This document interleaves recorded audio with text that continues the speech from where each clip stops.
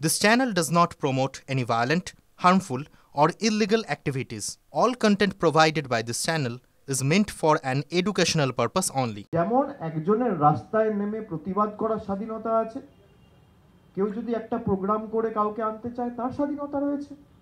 এটাকে সেভাবে দেখা, সেই দৃষ্টিভঙ্গি থেকে দেখা একদমই ঠিক নয়। পার্টির তরফ থেকে তো কেউ নির্দেশ দেয়নি। না না, কে বলেছে? না, সে টুইটে ব্যক্তিগতভাবে তিনি বলতে পারেন। পার্টির তরফ থেকে কেউ নির্দেশ দিয়েছে? আপনি কোথাও কোনো বিজ্ঞপ্তি দেখেছেন, কোনো নোটিফিকেশন দেখেছেন? যখন ওয়ার্কিং কমিটির মিটিং মমতা বন্দ্যোপাধ্যায় ডেকেছিল তখন এই বিষয় নিয়ে কোনো আলোচনা হয়েছিল বলে আপনারা শুনেছেন? মমতা বন্দ্যোপাধ্যায় কিছু বলেছে? দলের তরফ থেকে আমি পার্টির জেনারেল সেক্রেটারি কিছু বলেছি? প্রদেশের রাজ্যের সভাপতি কিছু বলেছে? না।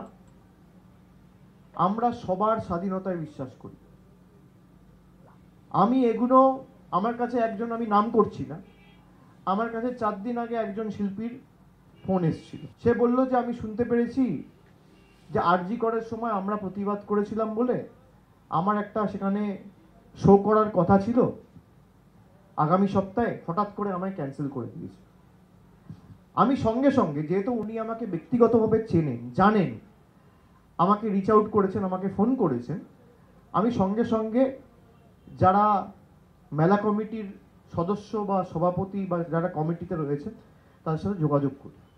তারা বলে যে এমন কোনো বিষয়ই নয়, এবং যিনি ফোন করেছিলেন তিনি প্রোগ্রামটা করছেন। ভাই, এটাই তো বাংলার সাথে অন্য রাজ্যের পার্থক্য। প্রতিবাদ কেন করবে না? জিজ্ঞেস করুন না, মানে উত্তর কলকাতার যুবদের গ্রুপে আছে কিনা, সভাপতি কোনো সার্কুলার দিয়েছেন কিনা। আপনি শিল্পী তো, নাট্যকার ব্রাত্য বসুকে জিজ্ঞাসা করুন না যে তিনি কোনো সার্কুলার পেয়েছেন কিনা। আরে তারা তো সবাই অন্তর থেকে জ্বলে মরছে যে এটা শিল্পী স্বাধীনতার বিষয় নয়, এটা প্রতিবাদ, আর প্রতিবাদের নামে পরিকল্পিত অসভ্যতা। এর মাঝখানে একটা ডিমার্কেশন লাইন আছে। এটা একটা কোনো ভুল বোঝাবুঝি।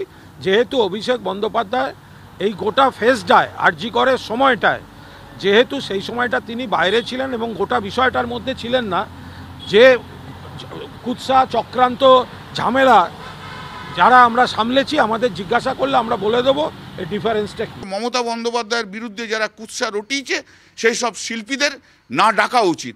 আর আমার কনস্টিটুয়েন্সির মধ্যে কোথাও ডাকলে আমি নিজে যে সামনে দাঁড়িয়ে স্লোগান তুলব। এইসব শিল্পীদের শিরদাঁড়া করে, শিরদাঁড়া মমতা বন্দ্যোপাধ্যায়ের শিরদাঁড়া নিয়ে প্রশ্ন করেছিল। তো এদের শিরদাঁড়াটা কোথায় যে তৃণমূলের প্রোগ্রাম নিয়ে তাদের চালাতে হচ্ছে? কোন এক শিল্পী, কে শিল্পী যাকে ফোন করে বলতে হচ্ছে প্রোগ্রাম দিন?